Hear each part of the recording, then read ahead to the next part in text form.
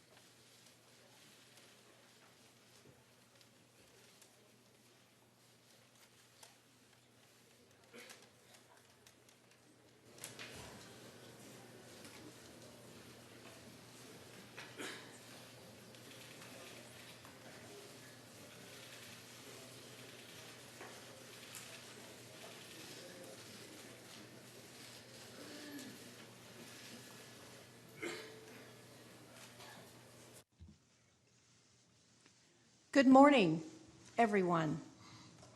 Across the splendid array of countries and cultures represented here, we come together this morning united by our belief that flourishing societies are sustained by religious freedom. Sadly, this understanding is not universal.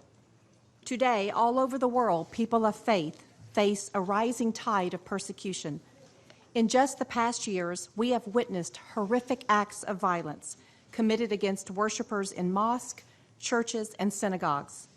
We have watched the arbitrary detention and the mistreatment of religious minorities in countries around the globe. And we have felt the chill of a world that seems increasingly disinterested in defending the rights of all people to exercise of sincerely held religious beliefs. As leaders, a time such as this calls us to demonstrate our commitment to religious liberty, not only in word, but also in deed, which is why I am so extraordinarily pleased and honored that we are joined here today by President Donald Trump and Vice President Mike Pence. Under the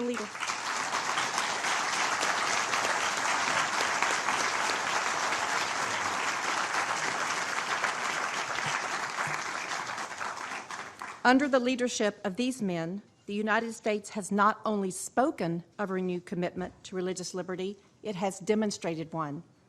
Just 2 months ago, President Trump hosted victims of religious persecution at a historic event at the White House. His administration has vigorously defended religious liberty and the freedom of conscience in the United States. And under his guidance, the State Department has become a watchful defender of religious liberty, especially through the 2019 Ministerial to Advance Religious Freedom, the largest freedom event of its kind in the world. We anticipate a fruitful discussion today on how we can expand religious liberty, guarantee the sanctity of houses of worship, and combat religious persecution around the world. And I am so delighted that you've joined us for this timely event. It is really hard for me to think of a better person to introduce to a gathering of the freedom of religion in the world. He knows what religion is, what support it can give to the individual and to whole societies. He's an unpretentious man who not only believes in the power of religion, he lives his religion with respect and even piety. He respects the faith of others. He is that great exemplar, a hardworking family man, born in Indiana, proud of his state, prouder of his country, and a first-class demonstration of President Trump's wisdom in selecting those who serve him closest. It is my pleasure to introduce you to the Vice President, my friend, Mike Pence.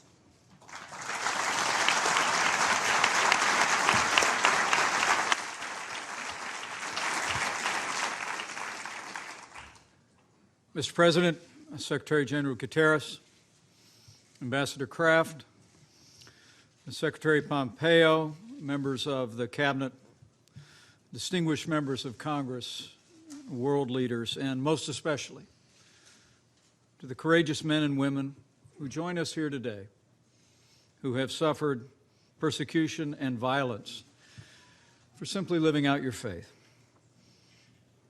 whether that be Christianity, Judaism, Buddhism, and Islam. It is my great honor to be here today with the President of the United States to reaffirm America's commitment to what the people of our nation have always believed, that every person is endowed by our Creator with certain inalienable rights. That Americans have always believed our first freedom is the freedom of religion.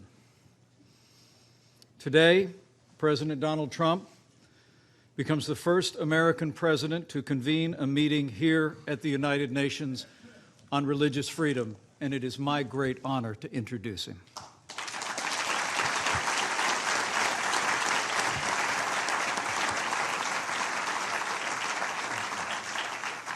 There's no better time for a meeting like this on the world stage.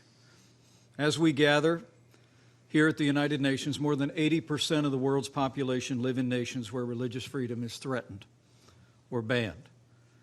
The regime in Iran brutally persecutes Christians, Sunnis, Baha'i, and Jews.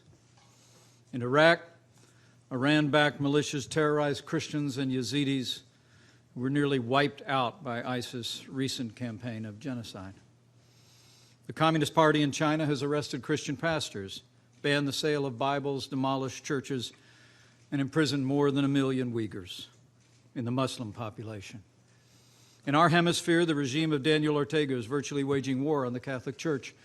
In Nicaragua and in Venezuela, the dictator Nicolas Maduro uses anti-hate laws to prosecute clergy, even as his media cronies spread anti-Semitism by trivializing the Holocaust. Communities of faith across the wider world have also faced unspeakable acts of violence in places of worship, shocking the conscience of the world. In October, 11 Jews were murdered in the Tree of Life synagogue massacre in Pittsburgh, Pennsylvania. In March, a gunman killed 51 Muslims at prayer in 2 mosques in Christchurch, New Zealand. And just a month later, suicide bombers murdered more than 300 Christians during Easter services at 3 Christian churches in Sri Lanka. These attacks strike at the heart of everything free peoples hold sacred. And the threats of religious freedom and the attacks on people of faith underscore why President Trump has taken such decisive action since the very first days of our administration to build and promote our nation's proud tradition of advancing religious freedom, and that continues today. At the President's direction, the United States created the Genocide Recovery and Persecution Response Program, and we've provided more than $370 million to aid ethnic minorities and faith communities persecuted by ISIS in Iraq and throughout the region. Earlier this year, at the President's direction, the Secretary of State held the 2nd annual ministerial to advance religious freedom, inviting more than 1,000 civil society and religious leaders in 100 different nations to the largest event of its kind in the world.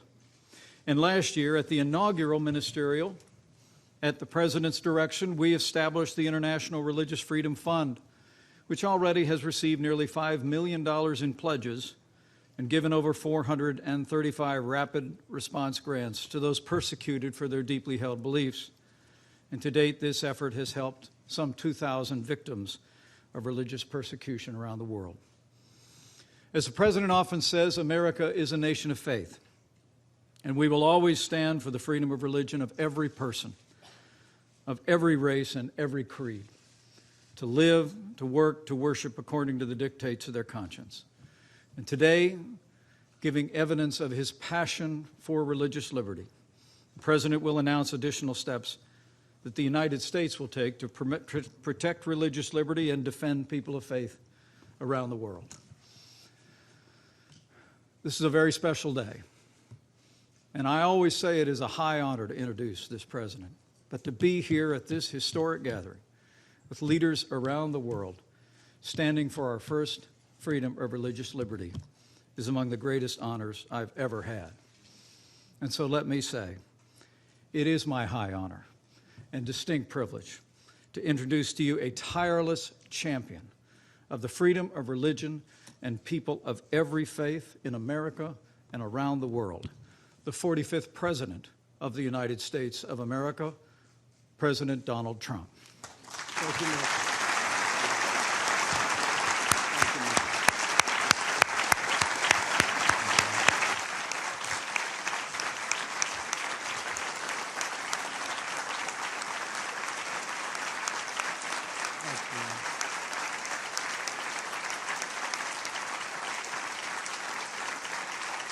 That's very nice. Thank you very much. That's very nice. And I want to thank Mike today. It's a true honor to be the first president of the United States to host a meeting at the United Nations on religious freedom. And an honor it is. It's long overdue. And I was shocked when I was given that statistic that I would be the first. That's very sad in many ways. And it's great to be with you. I want to thank Vice President Pence for the outstanding job he's doing. He's been a fantastic and valuable representative of our country. Likewise, Secretary Mike Pompeo, Ambassador Kelly Craft, Secretary Ross, Secretary Mnuchin, Ambassador Sam Brownback, all for joining us today. And we have other representatives of our cabinet and the administration in the room. We've done a lot. The Johnson Amendment doesn't get spoken about enough, but I'm very proud to say that we've obliterated the Johnson Amendment within our country so that now we can listen to the people that we want to listen to, religious leaders, without recrimination against them. It was a very important thing, and I said that at the beginning, and I say it now. It's something I'm very proud of. We're also grateful that UN Secretary General Antonio Guterres could be here along with so many of his friends and my friends, world leaders. I've gotten to know a lot of them, and I would imagine you know all of them. I would imagine. If you don't, you're not doing your job. And also, I want to thank my daughter Ivanka for being here. She worked so hard on all of the things that are very important to the people in this room. So thank you, Ivanka, for being here.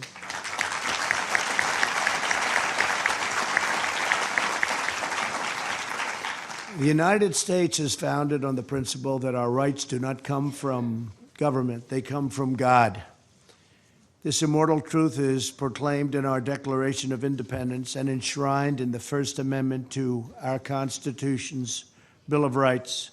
Our founders understood that no right is more fundamental to a peaceful, prosperous, and virtuous society than the right to follow one's religious convictions. Regrettably, the religious freedom enjoyed by American citizens is rare in the world. Approximately 80% of the world's population live in countries where religious liberty is threatened, restricted, or even banned. And when I heard that number, I said, please go back and check it because it can't possibly be correct. And sadly, it was 80%. As we speak, Jews, Christians, Muslims, Buddhists, Hindus, Sikhs, Yazidis, and many other people of faith are being jailed, sanctioned, tortured, and even murdered, often at the hands of their own government, simply for expressing their deeply held religious beliefs. So hard to believe. Today, with one clear voice, the United States of America calls upon the nations of the world to end religious persecution.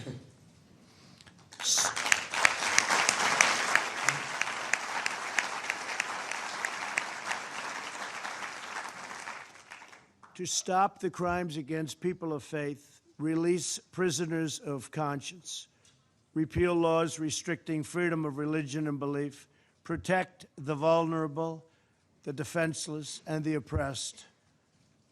America stands with believers in every country who ask only for the freedom to live according to the faith that is within their own hearts. As president, protecting religious freedom is one of my highest priorities and always has been. Last year, our Secretary of State, Mike Pompeo, hosted the first ever ministerial to advance international religious freedom. In this year's ministerial, Secretary Pompeo announced plans to create the International Religious Freedom Alliance, an alliance of like-minded nations devoted to confronting religious persecution all around the world. I've appointed a special envoy to monitor and combat anti-Semitism. We're standing up for almost 250 million Christians around the world who are persecuted for their faith. It is estimated that 11 Christians are killed every day for the following. I mean, just think of this, 11 Christians a day for following the teachings of Christ. Who would even think that's possible in this day and age? Who would think it's possible? With us today is Pastor Andrew Brunson, who was imprisoned in Turkey for a long period of time. Last year, my administration was thrilled to bring him back home after a very short and respectful negotiation with a very strong man, and a man who's become a friend of mine, fortunately, President Erdogan of Turkey. I called the president. I said, he's an innocent man. They've been trying to get Andrew out for a long time, previous administration. I don't think they tried too hard, unfortunately. But I want to thank President Erdogan, and I want to thank you, Pastor, for being here with us today. Where is Andrew? Is he around someplace? Thank you, Andrew.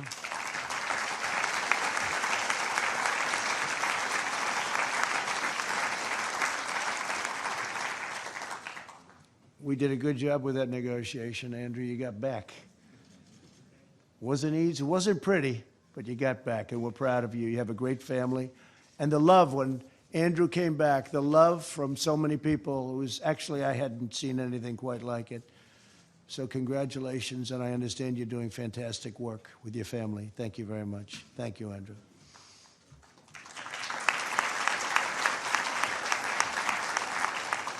And I also want to thank Franklin Graham, because he's been so instrumental in everything we're doing. He's done such an incredible job in so many different ways, including floods and hurricanes. And every time I go, I see Franklin there. He's always there before me. I don't know how he gets there before me. I'm going to beat him one day, but he's always at these places of really disaster areas. He's right there with an incredible large staff of volunteers that are just amazing. Thank you very much. And Cece, thank you very much. Thank you very much.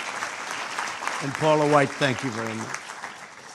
In July, I met with survivors of religious persecution at the White House, and we're honored that many of them could be here today as well. Some of these individuals suffered as a result of state-sponsored persecution, others at the hands of terrorists and criminals.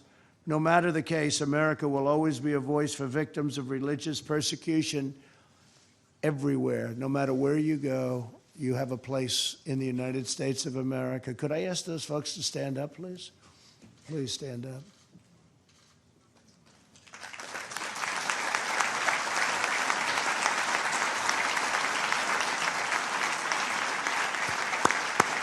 Thank you. Thank you very much. In recent times, the world has also witnessed devastating acts of violence in sacred places of worship. In 2016, an 85-year-old Catholic priest was viciously killed while celebrating Mass in Normandy, France. In the past year, the United States endured horrifying anti-Semitic attacks against Jewish Americans at synagogues in Pennsylvania and California. In March, Muslims praying with their families were sadistically murdered in New Zealand. On Easter Sunday this year, terrorists bombed Christian churches in Sri Lanka, killing hundreds of faithful worshipers. Who would believe this is even possible? These evil attacks are a wound on all humanity.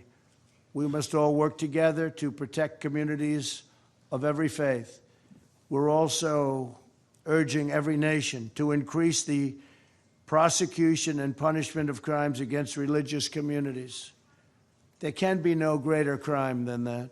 This includes measures to prevent the intentional destruction of religious sites and relics. Today, the Trump administration will dedicate an additional $25 million to protect religious freedom and religious sites and relics. We're also pleased to be joined today by many of the partners from the business community as we announce a very critical initiative. The United States is forming a coalition of U.S. businesses for the protection of religious freedom.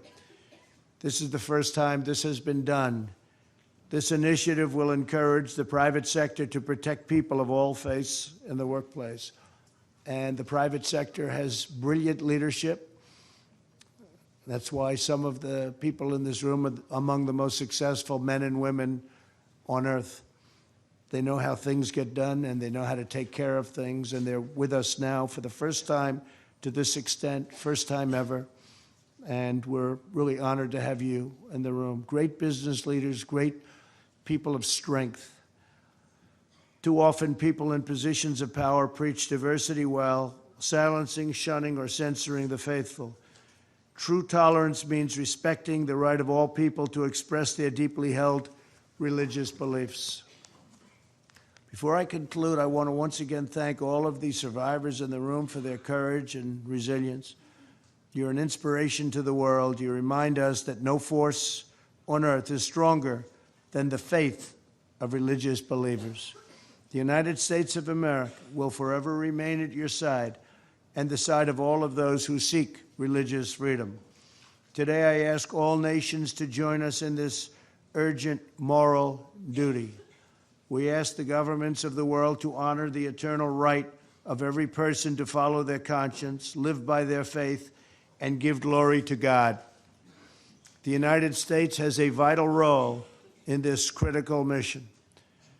Secretary General Guterres will now share a few words on the UN's efforts to promote religious liberty for all, and he has been a champion of exactly what we're in this room for.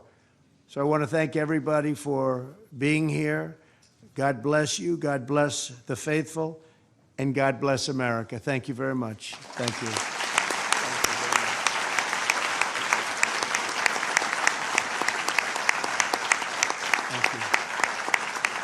Thank you very much. Mr. President, welcome to the United Nations. It's wonderful to see you back with us. And I also welcome the distinguished members of your administration. Excellencies, dear friends, I want to begin by saluting you, Mr. President, for putting a focus on religious freedom, a pressing global issue and one that is also very close to my heart. In 2001, under my initiative as Prime Minister of Portugal, my country enshrined religious freedom into the nation's law with the objective at the time to equalize the benefits that the Catholic Church traditionally had in Portugal and to extend them to all religions in the country. And the measure declared that no one can be privileged or persecuted on account of their religion, and that the state shall not discriminate against any religious community in relation to others. Looking around the world, we tragically know that this is not a reality for millions of people. It is totally unacceptable in the 21st century for people to face discrimination and intimidation for their beliefs. And the persecution of religious minorities is utterly intolerable. The full scope of their human rights is guaranteed, and states have the obligation to implement policies that ensure their identities are respected and that they feel fully part of the society as a whole. Earlier this year, His Holiness Pope Francis, along with the Grand Imam of Al-Azhar, His Eminence Sheikh Ahmed Al-Tayeb, signed a moving testament for mutual respect. It stated that the diversity of religions is willed by the Creator. And I quote, "This divine wisdom is the source from which the right of freedom of belief and the freedom to be different derive." It breaks my heart to see increasing number of individuals publicly humiliated, harassed, and attacked simply because of their religion or beliefs. Jews have been murdered in synagogues, their gravestones defaced with swastikas. Muslims gunned down in mosques, their religious sites vandalized. Christians killed at prayer, their churches torched. And in many hot spots around the world, entire communities have been targeted because of their faith, including in places where those communities have existed for centuries, if not millennia. We must do all we can to avoid religious cleansing of societies. I will always remember when I was High Commissioner for Refugees, and in a discussion about the Chaldean and the Syrian communities of Iraq, Christian communities of Iraq, and my good friend Baram Saleh is there. And there was, of course, an enormous concern with those communities. And I remember once a friend of mine saying, well, you need to resettle all of them to the Western world. And I said, of course, for people in need of protection, resettlement is the measure. But I cannot accept that these communities that have been there for millennia will disappear from their region. And I told my friend, look, when in my country, in Portugal, we were still worshipping trees and rivers, in Iraq and in the Middle East in general, there were Christian communities discussing theology and discussing whether the Holy Ghost was coming from the Father or from the Father of the Son. And so it is clear that these communities, like the Yazidis, like many others, in this region, as everywhere in the world, are a deeply rooted part of the society. And it is essential to preserve religious diversity in all parts of the world.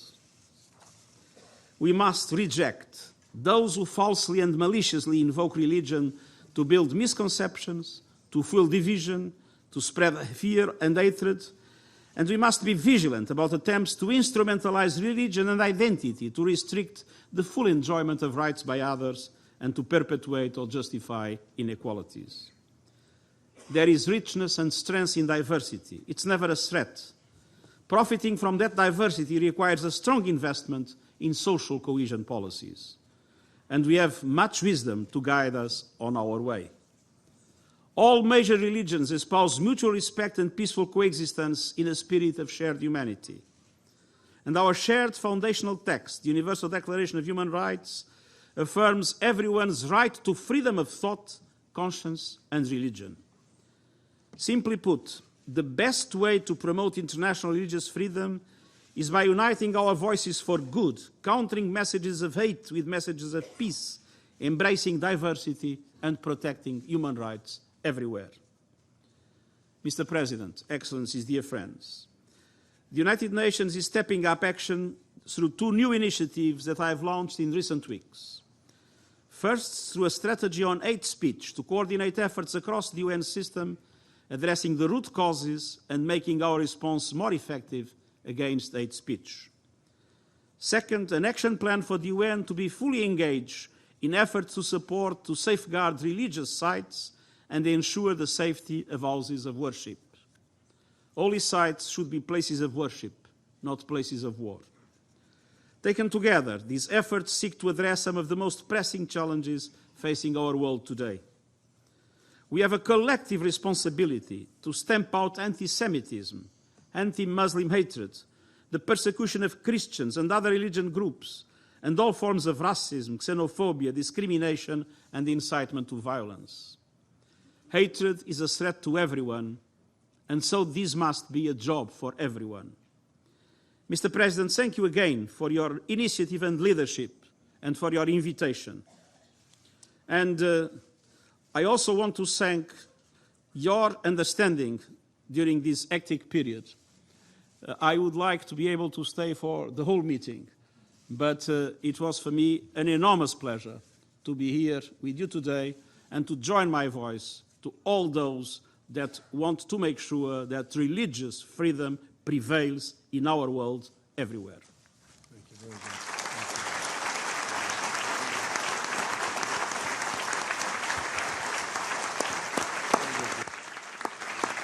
Thank you. Thank you, Secretary Guterres. We will, in a moment, have the chance to hear from three who have struggled on behalf of the cause of religious freedom. But if we would pause for just one moment as the President and Secretary Guterres depart. Thank you, sir.